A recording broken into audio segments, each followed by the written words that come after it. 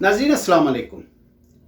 अपनी मेमोरी पर थोड़ा सा जोर दीजिए और कोई भी ऐसी मूवी जो किसी कस्बे में फिल्माई गई हो, चाहे वो हॉलीवुड से ताल्लुक़ रखती हो या बॉलीवुड से, तो उसके कुछ करैक्टर्स आपको बार बार हर दूसरी फिल्म में रिपीट होते नजर आएंगे। एक कस्बा, दूर दराज कस्बा दिखाया जाता है। अगर वो हॉलीवुड की मूवी हो तो उसमें एक शेरिफ और एक छोटा सा थाना दिखाया जाता है और बेज़रर सा शेरिफ जिसकी कोई उस कस्बे में इज्जत नहीं होती और उसको कोई सुन नहीं रहा होता उसकी बात को।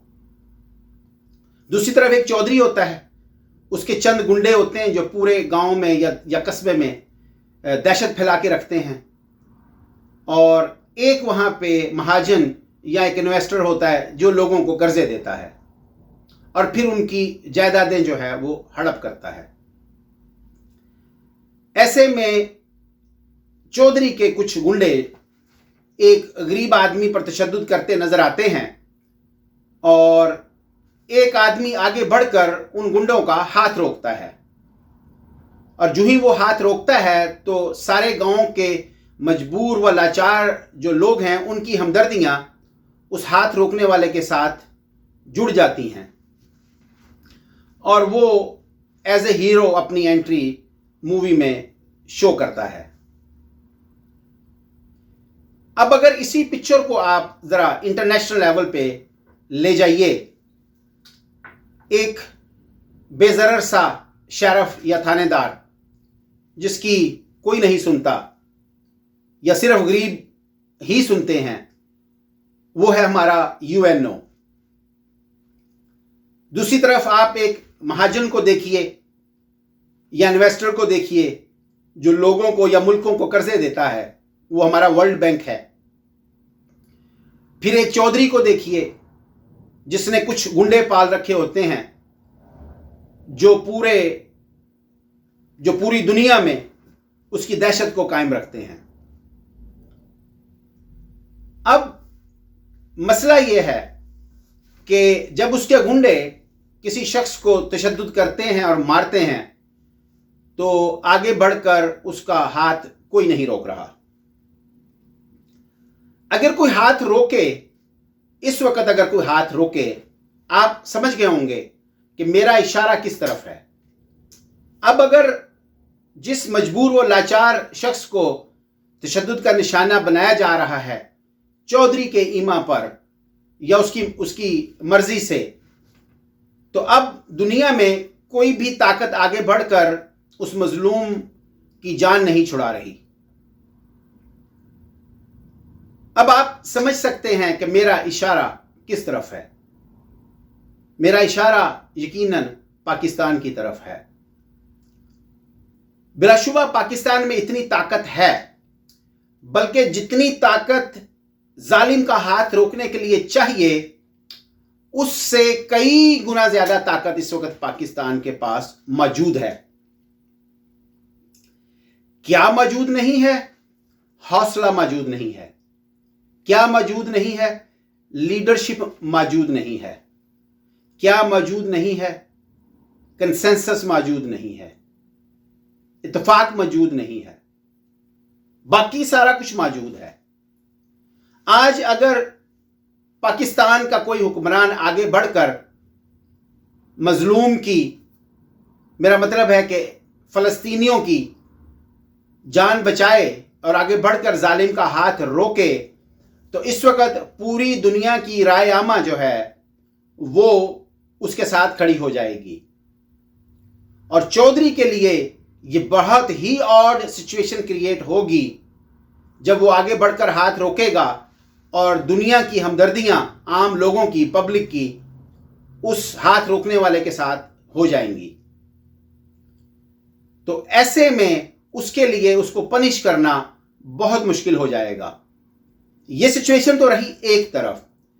दूसरी तरफ आप देखिए कि सऊदी अरब और यूएई, कतार, कुवैत और दूसरी जो मिडल ईस्ट की कंट्रीज हैं, वो मोस्ट ऑफ देम, ज़्यादातर जो हैं वो तेल की दौलत की वजह से या सीएनजी की दौलत की वजह से, कुदरती गैस की दौलत की वजह से फाइनेंशियली बहुत स्ट्रांग हैं, लेकिन वो बहुत बड़ी आर्मी अफोर्ड नहीं कर सकती। तो इसलिए वो किसी बड़े चौधरी की तरफ देखती हैं जो उन्हें प्रोटेक्शन मुहैया करे। तो उन्हें जो बड़ा चौधरी नजर आता है वो उसी की पनाह में चली जाती हैं, ताकि गुंडे से भी महफूज रहें और चौधरी के उताब से भी महफूज रहें। और उसके नतीजे में क्या होता है कि उनके मुल्कों में कुछ ग्रुप्स जो हैं वो खड़े हो जाते हैं उनके खिलाफ, हुक्मरानों के खिलाफ। जहाँ भी ये हमारे यूएई की जो और जो मिडल ईस्ट की जो रियासतें हैं उनमें ज़्यादातर बादशाहते हैं, तो उनके नज़दीक जो उनके नीचे जो कुछ ग्रुप्स हैं जो इस चीज़ को पसंद नहीं करते कि आप अमेरिकन ब्लॉक में चले जाएं, तो वो इस्लाम का नारा लगाकर या दूसरे तासुबात को उभार कर वो इन हुक्मरानों के खिलाफ उठने की कोशिश करते हैं, और ये हुक्मरान उन्हें आयरन फिस्ट से या हैंड से उनको क्रश कर देते हैं। आज अगर सऊदी अरब के इन हुक्मरानों को, यूएई के इन हुक्मरानों को पाकिस्तान आगे बढ़कर उनको प्रोटेक्शन देने की पोजीशन में आ जाए, तो उनके लिए ये बहुत ही विन विन सिचुएशन होगी कि उनके मुल्कों में जो बरसे पैकार ग्रुप हैं वो ये कहकर कि ये हमारे जो हुक्मरान हैं ये अमेरिका की गोद में बैठे हैं और हमारी मुकद्दस सरजमीन पर अमेरिकन इंटरेस्ट और जो फौजें हैं उनकी वो मौजूद हैं, वो कोई भी कार्रवाई कर नहीं सकेंगे। तो पाकिस्तान, अब देखना यह है कि पाकिस्तान ऐसा करने से कासिर क्यों है। पाकिस्तान की जो सबसे बड़ी प्रॉब्लम है वो ये है कि वहां कोई भी अवामी लीडर इस काबिल नहीं जो पूरी कौम को मुत्तहद कर सके, और जो ब्यूरोक्रेसी है या जिसे हम एस्टैब्लिशमेंट कहते हैं, पावर को ज्यादातर आर्मी मिलिट्री एस्टैब्लिशमेंट अपने पास रखती है। मिलिट्री एस्टैब्लिशमेंट ना तो कोई इनकलाबी किस्म की लीडरशिप मुहैया कर सकती है और ना ही कोई ब्यूरोक्रेट कोई बहुत बड़ा कारनामा आगे बढ़कर इंटरनेशनल स्टेज पे अंजाम दे सकता है, क्योंकि उसकी जो तरबियत हुई है वो ऐसे नहीं की गई। वो डिप्लोमेसी की पेचीदगियों को नहीं समझता, वो सियासत की पेचीदगियों को नहीं समझता, वो मुआशी पेचीदगियों को नहीं समझता, वो मुआशी और सियासी, मुआशरती और नफसियाती अवाम की पेचीदगियों को नहीं समझता। वो इन्हिसार करता है सिविल ब्यूरोक्रेसी के ऊपर, और सिविल ब्यूरोक्रेसी जो है वो भी एक खास दायरे से बाहर देखने से कासिर है। उसके बाद ये देखना पड़ेगा कि ये जो हमारे ब्यूरोक्रेट ताकत को इस्तेमाल करते हैं इनके अपने मुफादात क्या हैं। तो हम थोड़ा सा पीछे जाते हैं बात को समझने के लिए कि ये मामला कैसे चलाए जाते हैं। जब मुशर्रफ ने टेक ओवर किया और 9/11 का वाकया पेश आया, तो कॉलिन पॉल ने, जो उस वक्त गालिबन सेक्रेटरी ऑफ स्टेट थे, उन्होंने मुशर्रफ को कॉल की और उनसे मदद तलब की। वो अपनी किताब में खुद ये लिखते हैं कि हमें मुशर्रफ ने वो चीजें ऑफर की जो कि हमने मांगी भी ना थी। हालांकि हमें रेसिस्टेंस की उम्मीद थी, लेकिन बजाय कि वो रेसिस्ट करते या कुछ शर्तें मानने से इनकार करते, उन्होंने वो चीजें भी हमें ऑफर की जो कि हमने मांगी भी नहीं थी। तो जो भी आर्मी डिक्टेटर टेक ओवर करता है उसकी कोशिश ये होती है कि वो अपने आका को या बड़े चौधरी साहब को ज्यादा से ज्यादा खुश रखे और अपने इक़्तिदार को वो तूल बख्श सके, ताकि बाकी दुनिया में भी उसकी मुखालफत कम से कम हो, और अपने आप को लिजिटिमाइज करने के लिए वो सियासी कुव्वतों का भी सहारा लेता है, जिससे उसकी पोजीशन और ज्यादा कमजोर हो जाती है। तो अगर हम ये समझें कि कोई आर्मी डिक्टेटर या आर्मी जनरल इतना बड़ा कोई फैसला कर लेगा कि पाकिस्तान को अगले फेज में ले जाए, तो ये मुमकिन नजर नहीं आता। दूसरी तरफ सियासी लीडरशिप जो है उसमें भी कोई ऐसा लीडर नजर नहीं आता। तो फिर इसका हल क्या है? इसका हल यह है कि अवाम पहले अपने हक को समझें, अपनी पोजीशन को समझें, अपने आप को डिस्कवर करें, अपने अंदर इत्तेहाद पैदा करें, अपना कॉन्शियस लेवल आगे लेके जाएं और फिर वो अपने हकूक के लिए कहीं ना कहीं से कोई सफर शुरू करें और वो सफर जो है उसको आगे आहिस्ता आहिस्ता बढ़ाया जाए। जो मैं ये बात कहना चाह रहा हूं, जो मैं पिछले कुछ वीडियो से कह रहा हूं कि पाकिस्तान के पास फौजी लिहाज से इतनी ताकत मौजूद है कि वो मिडिल ईस्ट के तमाम हुक्मरानों को प्रोटेक्शन मुहैया कर सकता है, लेकिन वो उसकी प्रोटेक्शन में क्यों जाएं जब वो खुद ही बड़े चौधरी के सामने लेटा हुआ हो, वो अपने फैसले खुद करने के काबिल ना हो, तो कोई कैसे उसको अपनी प्रोटेक्शन में दे दे? फासला सिर्फ इतना है कि आपको अपने फैसले करने का हक हासिल करना है, लेकिन ये सफर आसानी से या इतनी आसानी से तय नहीं होगा। उसके लिए अब अवाम को किसी बड़े लीडर का इंतजार नहीं करना चाहिए, उसको अपनी सफों में इत्तेहाद पैदा करना चाहिए, जो अपनी सोच है उसको एलिवेट करना चाहिए, जो अपना हक है उसको समझना चाहिए, जो अपना फर्ज है उसको समझना चाहिए। और वो जो नुक्ता मैंने जहां से ये सफर शुरू किया है वो टाइम आउट मूवमेंट है कि इस एक प्लेटफॉर्म से ये मैसेज मैं बार बार आप लोगों को देता रहूंगा कि आप टाइम आउट मूवमेंट को समझिए कि ये क्या है। ये आपकी आज़ादी का सफर है जिसे हमने टाइम आउट के नाम से शुरू किया है, और उस सबसे पहला जो पड़ाव है वो हमारा शख्सी आज़ादी या फ्रीडम ऑफ स्पीच का है। तो उसके लिए हमने ये तय किया या ये रूट पकड़ा कि हम अपने सहाफ़ी बरादरी को सामने लाएं और उनसे ये मुतालबा करें कि वो अपनी आज़ादी के लिए एक हों, वो अपनी जान माल इज़्ज़त की हिफाजत के लिए एक हों, और उसके बाद हम दूसरा जो है वो टारगेट जो है वो आपको बताएंगे और सफ़र को इससे आगे लेके जाएंगे।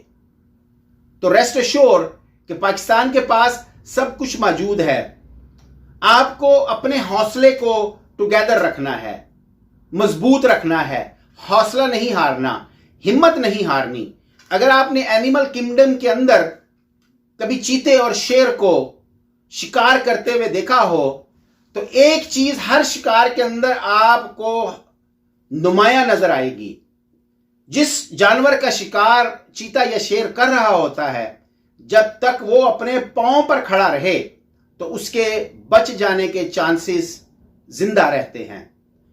जो ही वो हिम्मत हार जाए और नीचे गिर जाए उसके बाद कहानी खत्म हो जाती है। तो अब आपको मेरे साथ ये सफर इस तरह से जारी रखना है कि अपनी हिम्मत नहीं छोड़नी, अपना हौसला नहीं छोड़ना।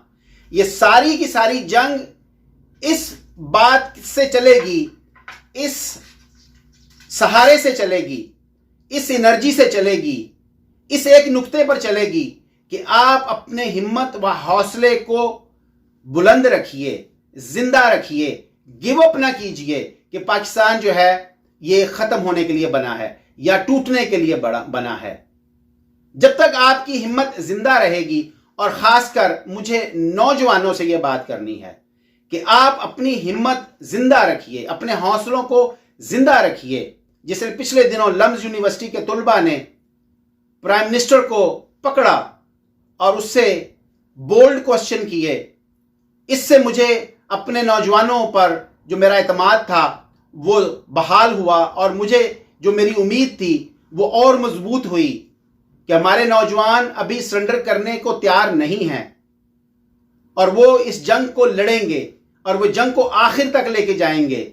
24 करोड़ लोग या 25 करोड़ लोग पाकिस्तान नहीं छोड़ सकते, उन्हें वहीं रहना है। जब उन्हें वहीं रहना है तो फिर उनको अपनी जंग खुद लड़नी होगी। किसी बड़े लीडर का इंतजार मत कीजिए। ये मत सोचिए कि कोई आएगा, सेवियर आएगा, कोई निजात दहिंदा आएगा और वो हमें हमारी मंजिल तक लेके जाएगा।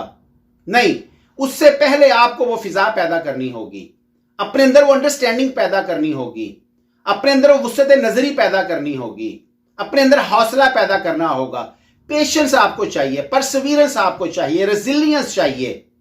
और दुनिया में जो आपके ऊपर जो प्रोफाइलिंग की गई है बासियत कौम, उसमें लिखा गया है कि आप एक फेल स्टेट हैं, लेकिन जहां आपकी खूबियां लिखी हैं वहां यह लफ्ज भी लिखा हुआ है कि they are one of the most resilient nation on the face of earth. कि आपके अंदर रेजिलियंस बहुत ज्यादा है, परसिवियरेंस बहुत ज्यादा है।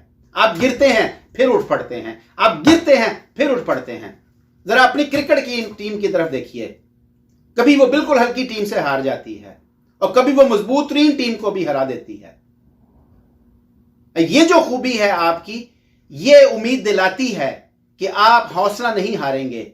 और जब भी आपको मंजिल की रोशनी नजर आई, जब भी आपको अपना रास्ता क्लियर नजर आया, तो मुझे उम्मीद है कि इंशाल्लाह आप उस पर सरपट दौड़ेंगे